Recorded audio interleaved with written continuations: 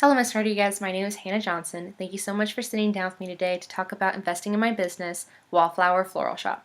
Wallflower is exactly what it sounds like, a floral shop.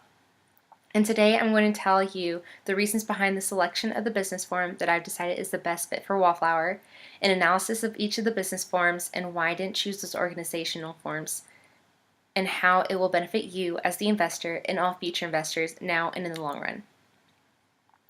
After considering which business organizational form to utilize in creating Wallflower that would be the most beneficial to you as an investor, additional investors, as well as myself, I decided that the best organizational form to utilize is a limited partnership. As a limited partnership, Wallflower could acquire the funds necessary to open and expand over time, and those that choose to invest and become limited partners of the shop are only liable for the amount capitalized. To feel secure in my decision, I weighed the advantages and disadvantages for other organizational forms possible and how each would negatively or positively affect Wallflower. First, a sole proprietorship was appealing to me when creating Wallflower because there are few requirements in the formation process and flexibility in the management. Also, the profits of Floral Shop would be seen as a part of the sole owner's personal income and be taxed as such, making it possible to offset the business's income with other possible losses.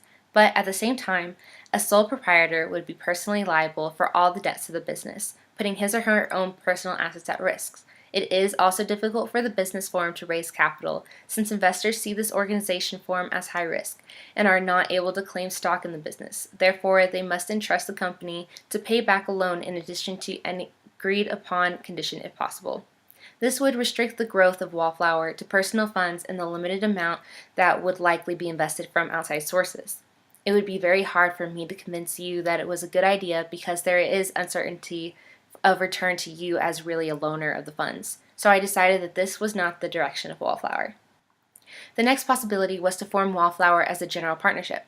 Like a sole proprietorship, a general partnership is easy to establish, and owners are taxed personally, instead of the business being taxed separately.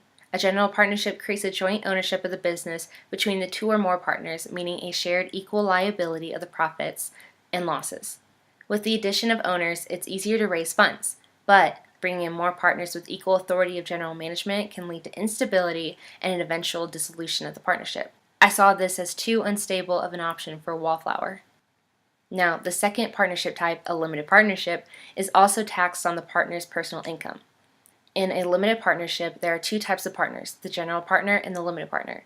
The limited partners are only liable for what they have invested in the business while still sharing in the profits earned and do not have authority or the obligation, depending on how you look at it, of managing the day-to-day duties of the company. However, the general partner is personally liable for the debts for the business since he or she is charged with overseeing production. I am willing to take the chance of being personally liable for the business and taking the role of general partner due to the fact that Wallflower has a high potential in expanding and generating high clientele. The next business organization form is a limited liability corporation, which offers the benefits of members being only liable to the amount invested. An LLC is a pass-through entity, meaning each member is only being taxed on their personal income. However, there is a significant amount that goes into the formation of an LLC. I did not see compatibility between Wallflower and an LLC because of this form's limited life and also due to confusion of individual roles, making it difficult to determine management roles in the business. Lastly, a corporation is beneficial for shareholders since it is a separate entity and there is no personal liability for any debts the corporation amasses, only risking equity related to the business. However, corporations are subject to high corporate taxes and double taxation of their dividends. Wallflower would most likely not benefit from being a corporation since it is a small business, and the attributes of a corporation are not necessarily in the running of our floral shop. After going over the different business forms and how they would impact my business, I hope you have a better understanding of the benefits you would receive by investing in Wallflower Floral Shop and what your role would be with the company. If you have any questions about anything I've talked about today or in the memo I've sent you, don't hesitate to email me. And again, thank you for your consideration in Wallflower, and I appreciate the time you've given me.